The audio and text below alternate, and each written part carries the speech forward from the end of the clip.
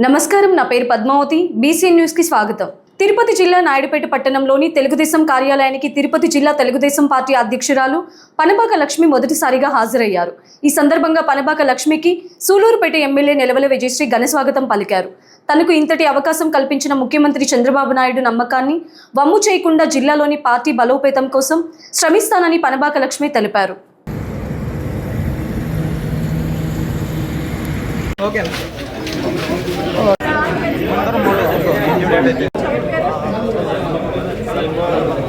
అలా అట్లా ఉండండి.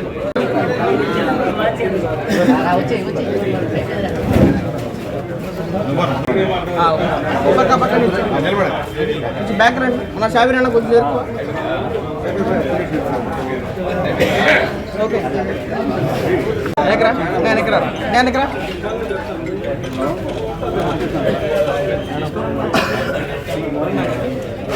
ఓకేనా? పార్లమెంట్ అధ్యక్షురాలైనట్టుగా మొట్టమొదటిసారిగా నేను ఈ సూలూరుపేట నియోజకవర్గంలోకి రావడం జరిగింది.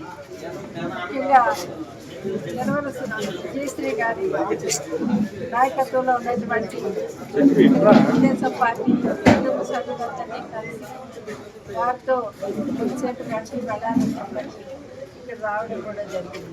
ముఖ్యంగా మీకు అందరికీ తెలుసు, మా నాయకులు రాష్ట్ర ముఖ్యమంత్రి వర్యులు చంద్రబాబు నాయుడు గారు, యువ నాయకులు, జాతీయ జనరల్ సెక్రటరీ, మంత్రివర్యులు అయినటువంటి లోకేష్ బాబు గారు అయితేనేమి, ఉప ముఖ్యమంత్రి మన పవన్ కళ్యాణ్ గారి నాయకత్వంలో, అలాగే కేంద్రంలో ఉన్నటువంటి ప్రధానమంత్రి నరేంద్ర మోడీ గారి సహకారంతో ఈ రాష్ట్రంలో మేము ఎలక్షన్ల ముందు ఏదైతే హామీలు ఇచ్చామో, మేనిఫెస్టోలో ఏదైతే విషయాలు పెట్టున్నామో అవన్నీ కూడా ఒకటొకటిగా నెరవేర్చుకుంటా ఈరోజు మేము ప్రజల్లో ధైర్యంగా తిరిగే మాకు ఆ శక్తినిచ్చింది మా నాయకులు చంద్రబాబు నాయుడు గారని చెప్పని మేము చెప్తున్నాము. సూపర్ 6 పేరిట ఈ రోజున మేము ప్రజల్లోకి వెళ్తున్నామంటే ఇచ్చిన హామీని తల్లికి వందనం అని చెప్పని, పిల్లలకి చదువుకోవడానికి ఆ ఇంట్లో ఎంతమంది ఉంటే అంతమంది పిల్లలకి 15,000 చొప్పున ఇవ్వడం కూడా మీకు అందరికీ తెలుసు. లబ్ధి పొందిన వాళ్ళందరూ కూడా ఈ రోజున ఎంతో సంతోషంగా చంద్రబాబు నాయుడు గారికి దండం పెట్టుకుంటా ఉన్నారు. ఆయన మోనాన పిల్లలు చదువుకుంటున్నారు అని చెప్పన్న దీంతో. అలాగే పెన్షన్లు 4,000 చొప్పున ప్రతి ఒక్కరికి మేము పెన్షన్లు ఇవ్వడం జరుగుతూ ఉంది. వికలాంగులకి 6,000 చొప్పున కూడా ఇవ్వడం జరుగుతూ ఉంది. ముఖ్యంగా రైతులకి సంవత్సరానికి 20,000 చొప్పున వారికి కూడా మేము ఆదుకోవడం జరుగుతూ ఉంది. అంతేకాకుండా డ్రిప్ ఇరిగేషన్ ద్వారా వారికి అన్నీ ఉపయోగించే విధంగా, పొలం వ్యవసాయం చేసుకునే విధంగా వారికి సబ్సిడీ రూపంలో కూడా మేము వారికి సహాయం చేయడం జరుగుతూ ఉంది. అలాగే అన్ని కులాల వారికి, క్రిస్టియన్స్కి అయితేనేమి, ముస్లిమ్స్కి అయితేనేమి, పూజారులకి అయితేనేమి, వీరందరికీ కూడా మేము వారికి 15,000 చొప్పున కూడా ఇచ్చి వారిని ఆదుకుంటూ జరిగింది. ముఖ్యంగా గత ప్రభుత్వంలో కరెంటు ఛార్జీల వలన ప్రతి ఒక్కరు అనేకమైనటువంటి ఇబ్బందులు పడడం మీకు అందరికీ తెలుసు. ఈ రోజున మా చంద్రబాబు నాయుడు గారి నాయకత్వంలో ఈరోజు కరెంటు ఛార్జీలు తగ్గించి మేము ప్రతి ఒక్కరికి, ముఖ్యంగా అక్వా రైతుల వారికి కూడా మేము వారు కట్టాల్సిన దానికన్నా తక్కువ చేసి వారందరికీ మేము సహాయం చేసే విధంగా కూడా ఈరోజు మా ప్రభుత్వం ముందుకెళ్తూ ఉంది. ఇలాగే అన్ని ముఖ్యంగా ఈ సూలూరుపేట నియోజకవర్గానికి ఒక ప్రత్యేకత ఉంది. మీకు అందరికీ తెలుసు, శ్రీ సిటీ ఇండస్ట్రియల్ ఎస్టేట్. దాని వలన అనేక మంది ఉద్యోగ అవకాశాలు ఇచ్చే అంతకు ముందే దీనికి శ్రీకారం చుట్టడం జరిగింది. అదే కాకుండా ఈ రోజున మా ముఖ్యమంత్రి గారు కానీ లేకపోతే మా యువ నాయకుడు లోకేష్ బాబు గారు కానీ విదేశాల్లో అన్నింటిలో తిరిగి పెట్టుబడులు తీసుకొచ్చి ఈరోజు లక్షల్లో యువతకు ఉద్యోగ అవకాశాలు ఇచ్చే విధంగా యాన్సిలరీ యూనిట్స్ పెట్టే విధంగా కూడా ఈరోజు మన రాష్ట్రాన్ని ముందుకు తీసుకెళ్తా ఉన్నారు. రాబోయే రోజుల్లో కూడా ఇది ముఖ్యంగా పీపీపీ మోడ్లో పబ్లిక్ ప్రైవేట్ పార్ట్నర్షిప్ ద్వారా కొంతమందిని పారిశ్రామికవేత్తలు చేయడమేమి, పేద విద్యార్థుల్ని లేకపోతే వాళ్ళు ఆదుకొని చదివించుకునే విధంగా అవకాశాలు కల్పించడం కూడా జరుగుతూ ఉంది. ఈ విధంగా రాష్ట్రాన్ని ముందుకు తీసుకెళ్తున్నటువంటి మా పార్టీని ప్రతి ఒక్కళ్ళు ఆశీర్వదిస్తున్నారు. ఇంకా ముందు రోజుల్లో కూడా మరింతగా అభివృద్ధి దిశగా తీసుకెళ్తామని చెప్పని మీకు అందరికీ మనం చేస్తున్నాను. రాబోయే సంక్రాంతి భోగి కూడా మీకు అందరికీ. నెల్లూరు జిల్లా కోట మండలం తిన్నెలపూడి గ్రామంలోని లక్ష్మక్క కండ్రిగ పంచాయతీలో డిప్యూటీ తహసీల్దార్ మల్లికార్జునరావు ఆధ్వర్యంలో భూ హక్కుదారు పాసు పుస్తకాల పంపిణీ కార్యక్రమం చేపట్టారు. పంచాయతీలో భూ రీసర్వే కార్యక్రమాన్ని చేపట్టి 90 మందికి పట్టా పాస్ పుస్తకాలు కూటమి ప్రభుత్వం మంజూరు చేయడం జరిగిందని అన్నారు. పంచాయతీలోని మంజూరైన పట్టా పాస్ పుస్తకాల్లో అవకతవకలు ఉన్న నేపథ్యంలో వాటిని సరిచేసి త్వరలోనే పూర్తి స్థాయిలో పట్టా పాస్ పుస్తకాలను అందజేస్తామని వారు తెలిపారు. అనంతరం పంచాయతీలోని 32 మంది లబ్ధిదారులకు కొత్త పట్టాదారు పాస్ పుస్తకాలను పంపిణీ చేశారు.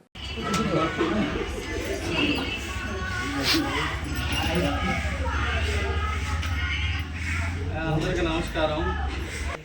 అందరూ కూడా వచ్చి మాకు ఆ డేటా ఆన్లైన్లో ఫోటో అవి అప్లోడ్ చేసిన తర్వాత పంపించేస్తాం, మంజూరు చేయబడతాం. కాబట్టి దీంట్లో కూడా ఇంకేదన్నా తేడాలు ఉన్నా మీకు ఇంకేదన్నా డౌట్లు ఉన్నాయి కానీ మీరు అర్జీ రూపంలో కార్యాలయానికి ఇస్తే దానిలో ఏదైనా ఉంటే సమస్య పరిష్కారం వాటిని తొలగించి ఇది సొంత ఆస్తి కాబట్టి రాజముద్ర ఉండాలనే ఉద్దేశంతో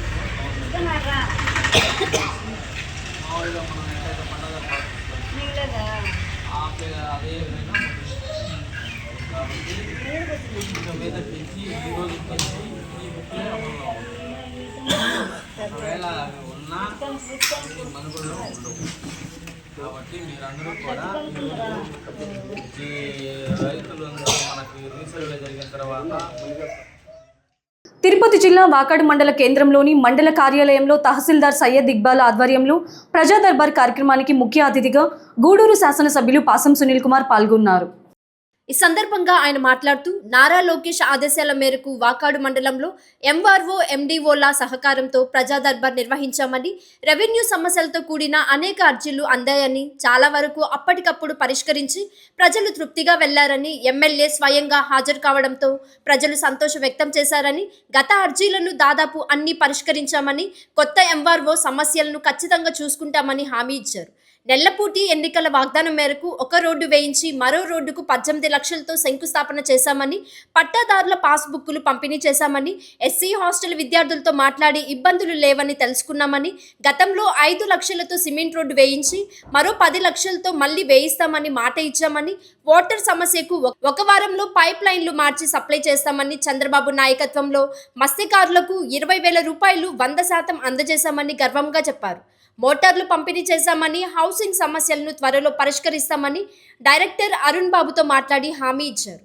ఏదో రకరకాల ప్రెస్ మీట్లు, ఎందుకు ప్రెస్ మీట్లు అర్థం కాదు. మీ ఊళ్ళలో మేము కట్టిస్తేనే ఈరోజు రోడ్లు పడ్డాయి, మేము కట్టిస్తేనే బిల్డింగ్లు పెట్టారు. అంతేగాని మీరు సొంతంగా మీ 5 సంవత్సరాల పరిపాలనలో నేను ఛాలెంజ్ చేస్తా, మీ 5 సంవత్సరాల పరిపాలనలో ఒక్క పని చేశారా వాకాడు మండలంలో? చెప్పండి.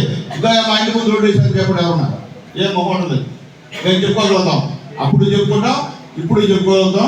ఏదన్నా అభివృద్ధి జరిగిందంటే అది నారా చంద్రబాబు నాయుడు గారు ఎన్డీఏ గవర్నమెంట్ తప్ప ఏ గవర్నమెంట్ లేదని చెప్పి మేము తెలియజేస్తున్నాం. ఎందువల్లంటే వాకాడు మండలం అంటే కాంగ్రెస్ ఫేవరు, తర్వాత వైసీపీకి ఫేవర్ అనేటువంటి మాటలు గతంలో వినిపించేది. అయినప్పటికీ నేను ఎమ్మెల్యేగా ఉన్నప్పుడు నాయకుల సహాయ సహకారాలు తీసుకొని ఎన్నో అభివృద్ధి కార్యక్రమాలు మీ గ్రామాల్లో చేశారు. చేయలేదని కూడా చెప్పారంటే కొన్ని దగ్గర చేయలేకపోయాం. అటవీ సంబంధించిన అనుమతులు లేనందువల్ల కొన్ని దగ్గర చేయలేని పరిస్థితి. అవన్నీ కూడా ఇప్పుడు పవన్ కళ్యాణ్ వచ్చిన తర్వాత అవన్నీ కూడా ఒకటి క్లియర్ చేస్తున్నారు. ఖచ్చితంగా కూడా ఆ ఏరియాలో కూడా సిమెంట్ రోడ్డు వేసేటువంటి ప్రక్రియను మొదలు పెడతామని చెప్పి మేము తెలియజేస్తున్నాం. అలాగే అన్న మా సీనియర్ మా లీడరు ఎక్కడన్నా గోవింద్ అన్న కోరిక ఉంది. త్వరలో కూడా ఈసారి అసెంబ్లీలో పోయినప్పుడు కూడా శాంక్షన్ చేసి తీసుకొచ్చి గోవింద్ అన్న కోరికను కూడా చేస్తామని చెప్పి కూడా నేను తెలియజేస్తున్నాను. ఎందుకంటే వీళ్ళు కష్టపడినటువంటి లీడర్లు ఎప్పుడో పార్టీ పుట్టినప్పటి నుంచి ఉన్నారు. ఈరోజు కూడా ఎప్పుడు కూడా మాట్లాడితే గోవింద్ అన్న. కాబట్టి ఖచ్చితంగా ఆ విషయాల్లో మేము పూర్తి సహాయ సహకారం ఇస్తామని చెప్పి మీ అందరికీ తెలియజేస్తున్నా. అలాగే ఇక్కడ కూర్చొని ప్రెస్ మీట్ ఇచ్చే కూడా తెలియజేస్తున్నా. మీరు పనిచేసి ప్రెస్ మీట్ చేయండి, యాక్సెప్ట్ చేస్తా. మీరు పనిచేయడంలో తిరగకుండా ఎదురుకే ఉంది కదా అని చెప్పి మాట్లాడితే అనేక ఇబ్బందులు అయినటువంటి పరిస్థితి. ఈ గవర్నమెంట్లో చేసినటువంటి పనులు మీకు తెలుసు, ఏమేమి పనులు చేశారు ఈ వాకాడు మండలంలో. కాబట్టి అది గుర్తుపెట్టుకోండి. అది ఏమి గుర్తుపెట్టుకోకుండా ఏదో పెద్ద మేమే ఇక్కడ చేస్తున్నాం, మేమే వ్యవహారం కుదరదు. పెన్షన్ పెంచింది మేము, తెలుగుదేశం పార్టీ 4,000 చేసింది మీరు కాదు. మీరు మొత్తం మీకు 5 సంవత్సరాలు టైం ఇస్తే 250 పెంచారు. మేము ఏకదమ్మున ఈరోజు 3,000 పెన్షన్ని 4,000 చేశాం. అదే చంద్రబాబు నాయుడు గొప్పతనం అని చెప్పి నేను తెలియజేస్తున్నాను. అలాగే మహిళలకి బస్సు ఫ్రీ బస్ అన్నాం, ఫ్రీ బస్ ఇచ్చాం. మహిళలందరూ కూడా ప్రశాంతంగా మగవాళ్ళ కన్నా ఎక్కువ ఊర్లు వాళ్ళ బంధువులకి వాళ్ళ అత్తవాళ్ళకి ఎవరైనా చనిపోతే మగవాళ్ళం పోయేవాళ్ళు వచ్చారు. ఇప్పుడు ఆడవాళ్ళు వెళ్ళిపోతున్నారు. మేము పోతాం, బస్సు ఫ్రీ, మేము ప్రశాంతంగా పోతామని చెప్తున్నారు. ఒక మంచి కూరగాయలు కావాలంటే ఫ్రెష్ మార్కెట్కి వెళ్ళాలంటే నెల్లూరుకి వెళ్తున్నారు. ఏదో పోయారు, మళ్ళీ బస్సు ఫ్రీ బస్సు వచ్చేటువంటి కార్యక్రమం. అదే చంద్రబాబు నాయుడు గారు గొప్పతనం అని చెప్పి కూడా మహిళలకి నేను తెలియజేస్తున్నా. అట్లాగే ఏవైతే సూపర్ 6 చెప్పామో అవన్నీ కూడా అమలు చేస్తున్నాం అని చెప్పి ధైర్యంగా చెప్తున్నాం. ఎందుకంటే ఈ గ్యాస్ సిలిండర్లు సంవత్సరానికి 3 సిలిండర్లు ఇచ్చేటువంటి కార్యక్రమం కూడా మనం హామీ ఇచ్చాం. అవి కూడా జరుగుతుంది. కొన్ని లోపాలు ఉన్నాయి. దానికి సంబంధించిన సిబ్బంది దానిపైన ఖచ్చితంగా చర్యలు తీసుకోవాలి. కొంతమందికి అసలు డబ్బులే పడినటువంటి కార్యక్రమం. ఖచ్చితంగా మీరు వాళ్ళతో మాట్లాడి, బ్యాంక్ వాళ్ళతో మాట్లాడి, ఏజెన్సీతో మాట్లాడి ఎవరికి డబ్బులు పడలేదో అవన్నీ కూడా మీరు దగ్గర చేయాల్సిన అవసరం ఉందని చెప్పి నేను తెలియజేస్తున్నాను.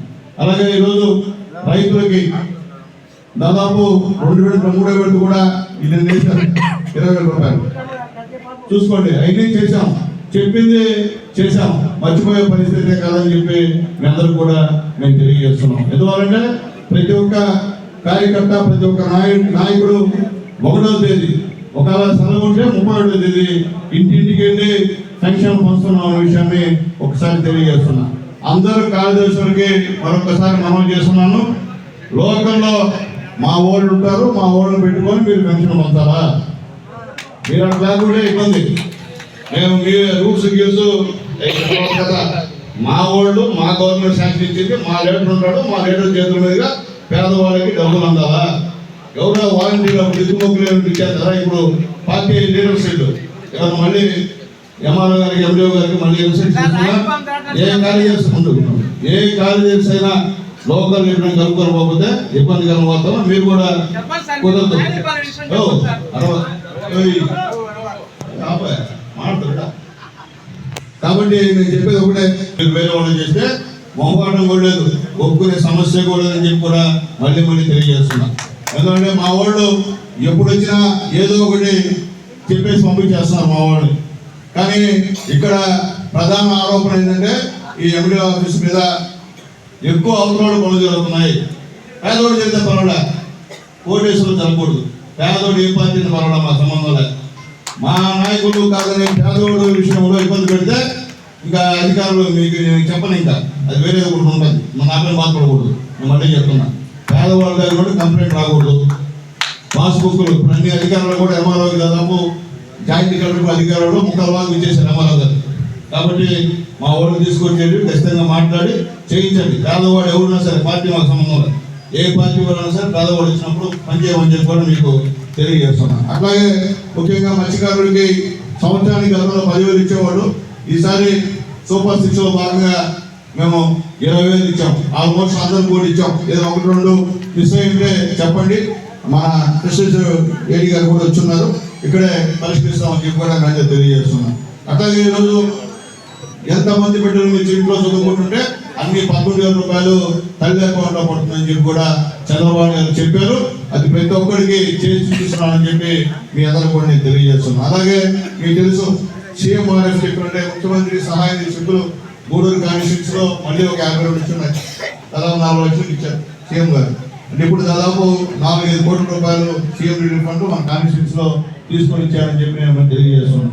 మళ్ళీ ప్రజలకు విజ్ఞప్తి చేస్తున్నా, మీరు ఎవరైనా హాస్పిటల్లోకి వెళ్ళి చూపించి పిలుచుకోవాలంటే దయచేసి మా నాయకులను సంప్రదించండి.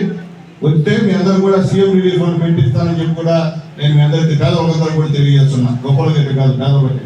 కాబట్టి మీరు కూడా నాయకులు కూడా మిమ్మల్ని నమ్మి ప్రజలు ఈరోజు ఎన్డీఏకి పట్టం కట్టారు.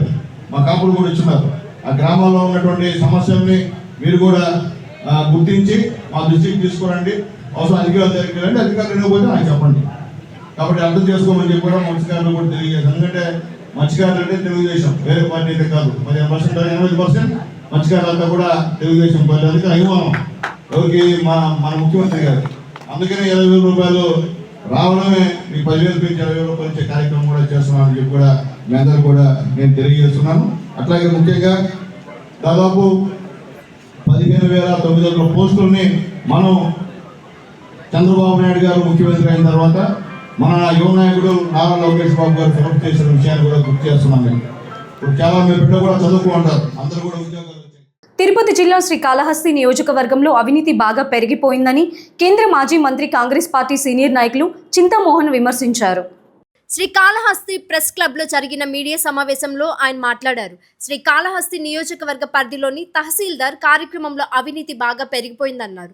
ప్రతి ఫైలు కదలాలంటే ఫోన్ రావాలంటే మామూలు ఇవ్వాల్సిన దౌర్భాగ్యం నెలకొని ఉందన్నారు. 8,000 కోట్ల పెట్టుబడితో BHEL, NTPC కలిసి భాగస్వామ్యంలో మరి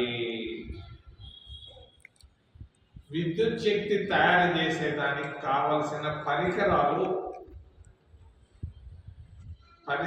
మొదలు పెట్టడం జరిగింది. పునాది రాయి వేయడం జరిగింది. పునాది రాయి వేసిన 3-4 సంవత్సరాలు 2014 వరకు అంత ప్రోగ్రెస్ కనిపించింది. 2014 తర్వాత భారతీయ జనతా పార్టీ ప్రభుత్వం దీన్ని ఆపేయడం జరిగింది. ఈరోజు మనం మన్నవరం బెల్ ఫ్యాక్టరీకి వెళ్తే పునాది రాయి అనాది రాయిగా కనిపిస్తాం. నేను ఢిల్లీలో అడిగాను, ఈ ఫ్యాక్టరీ ఆపడానికి కారణం ఏంది, ఎక్కడికి వెళ్ళింది, ఏమి 8,000 కోట్లు ఇస్తా అన్నాం కదా ప్రధానమంత్రిగా, ఆయన నోట్లో నుంచి చెప్పాడు కదా, నేను అనువాదం కూడా చేశాను. ఇంటింటికి ఒక ఉద్యోగం ఇస్తామని చెప్పాం. కాళహస్తి వెంకటగిరిలో ఉన్నటువంటి ప్రతి నిరుద్యోగి ఉద్యోగం ఇస్తానని ఆ రోజు మన్నవరం బెల్ ఫ్యాక్టరీకి పునాది రాయి వేస్తూ చెప్పడం జరిగింది కాంగ్రెస్ ప్రభుత్వం. ఈరోజు దాన్ని ఆపేశారు. నేను అడిగాను ఎక్కడ పోయింది అని అంటే వాళ్ళు చెప్పేది గుజరాత్ పోయిందంట. ఆపేది బెల్ ఫ్యాక్టరీని ఆపడం అనేది గన్నవరం పాపం. దీన్ని నేను ఖండిస్తున్నా. చంద్రబాబు నాయుడు వైఖరిని కూడా నేను ఎండగడుతున్నాను. ఏందేందో చెప్తుంటాడు పొద్దున్నలే సాయంకాలం దాకా, అది ఇది ఏందేందో TMCలు అంటారు, బనకచెర్లు అంటారు. వచ్చినటువంటి ప్రాజెక్టుని ఎందుకు ఆపారు? చంద్రబాబు నాయుడు గారు, మీరు భారతీయ జనతా పార్టీని సపోర్ట్ చేస్తున్నారు. అటువంటి మంచి ప్రాజెక్టుని మీరు వదలడం మంచిది కాదు. మళ్ళీ తిరిగి పునఃప్రారంభించాలని నేను చంద్రబాబు నాయుడు గారిని మన కాళహస్తి పుణ్యక్షేత్రం నుంచి ఆయన్ని నేను తెలియజేస్తున్నా. రెండో విషయం, దుగరాజపట్టణం ఓడరేవు. ఈ దుగరాజపట్టణం ఓడరేవు ఎప్పుడో రావాల్సింది 300 సంవత్సరాల నాడు. మనకు తెలియని రహస్యాన్ని చెప్తాను. కాళహస్తి మహారాజా ఉండేవాడు. వాళ్ళ కుటుంబం నాకు కనపడటం లేదు. మనవరాలు ఉంది హైదరాబాద్లో. ఆయనకు మద్రాసులో భూములు ఉండేది. ఈరోజు మద్రాసు సెక్రటేరియట్ అనేది కాళహస్తి మహారాజాకి ఇచ్చినటువంటి భూములు బ్రిటిష్ వాళ్ళకి ఆ రోజుల్లో. ఈ దుగరాజపట్టణం అనేది ఆ ప్రాంతంలో వెంకటగిరి రాజా గారి భూములు. వెంకటగిరి రాజా గారి దగ్గరికి బ్రిటిష్ వాళ్ళు వెళ్ళారు. అయ్యా అది మంచి ప్రాంతం దుగరాజపట్టణం, ఆడ మేము ఒక మంచి పోర్టును కడతాము, మాకు భూములు ఇవ్వాయంటే వెంకటగిరి రాజా గారు నో అన్నారు. నేను ఇవ్వను, సెంటు భూమి అడిగింది అన్నారు. వాళ్ళు కాళహస్తి మహారాజా గారి దగ్గర పోతే తీసుకోండి అన్నారు. దాన్ని అట్లా ఇక్కడ దుగరాజపట్టణం ఓడరేవు రావాల్సిన దాన్ని మద్రాసుగా ఓడరేవుకి వెళ్ళింది. కారణం అది ఆ రోజు కాళహస్తి మహారాజా గారి ఔదార్యంతో అక్కడనే చెన్నపట్టణం పోయి ఈరోజు చెన్నై అయింది, అక్కడనే పోర్ట్ వచ్చింది, సెక్రటేరియట్ వచ్చినాయి, అన్ని రకాలుగా వచ్చింది. ఇవన్నీ తెలిసిన తర్వాత నేను దుగరాజపట్టణ ఓడరేవుని కేంద్ర క్యాబినెట్లో పెట్టించి 32 మంది మంత్రులు, కేంద్ర మంత్రులతో వాళ్ళు దానిపైన వాళ్ళు సపోర్ట్ ఇచ్చారు. ఒక మంత్రి, ఆయన పేరు చెప్పను కానీ ఆయన దాన్ని వ్యతిరేకించాడు. కానీ ఎక్కడున్నాడో జైపాల్ రెడ్డి, పాపం తెలంగాణ బిడ్డ అయినా కూడా జైపాల్ రెడ్డి గారు దాని గురించి గట్టిగా చెప్పాడు. ఆ రోజు ఒక ముఖ్యమంత్రి ఉండేవాడు, దాన్ని వద్దు దుగరాజపట్టణం అంటే కూడా ఆయన ఎవరు కేంద్ర క్యాబినెట్లో, నేను కేంద్ర క్యాబినెట్లో కార్యవర్గ సభ్యుడిని, నేను సమర్థిస్తున్నాను దుగరాజపట్టణం ఓడరేవు సపోర్ట్ చేయాలని అంటే అందరు తలలు ఊపారు. ఎందుకు? మరి జైపాల్ రెడ్డి ఆ రోజు దాన్ని సహాయం చేశారు. దుగరాజపట్టణం ఓడరేవు వచ్చింది. దాన్ని ఇప్పటిదాకా ప్రారంభించాలా? ఆయన ఏదో గ్రీన్ ఫీల్డ్ కోర్ట్ అంటాడు. ఒక జాబ్ రాశాడు మన ప్రాంత నివాసి చంద్రబాబు నాయుడు గారు. ఏమని రాశారంటే దుగరాజపట్టణం ఓడరేవు వద్దు అని. ఎవరైనా వస్తారంటే ఆహ్వానిస్తారు, దాన్ని ఆయన వద్దు అని రాశాడు. నితిన్ గడ్కరీకి 11 సంవత్సరాలుగా ఆగిపోయింది. ఇప్పుడేదో ఆయన ఏదో అట్ట అంటున్నాడు. నేను చంద్రబాబు నాయుడు గారికి తెలియజేస్తున్నాను, మరి మనవరం బెల్ ఫ్యాక్టరీ, దుగరాజపట్టణ ఓడరేవు రెండింటినీ ప్రారంభించాలని, పూర్తి చేయాలని నేను తెలియజేస్తూ ఒక చిన్న విషయాన్ని మీ ముందు ఉంచదలుచుకున్నాను. నేను ప్రెస్ క్లబ్కి వచ్చే ముందు కింద సచివాలయానికి వెళ్ళాను. సచివాలయంలో మహిళలు కూర్చో ఉన్నారు. ఆ పాపల దగ్గర పోయి అడిగాను, నువ్వేం చదువుకున్నామంటే. ఈ వార్తలు ఇంతటితో సమాప్తం. తిరిగి ప్రసారమయ్యే బీసీ న్యూస్లో మళ్ళీ కలుసుకుందాం. అంతవరకు సెలవు, నమస్కారం.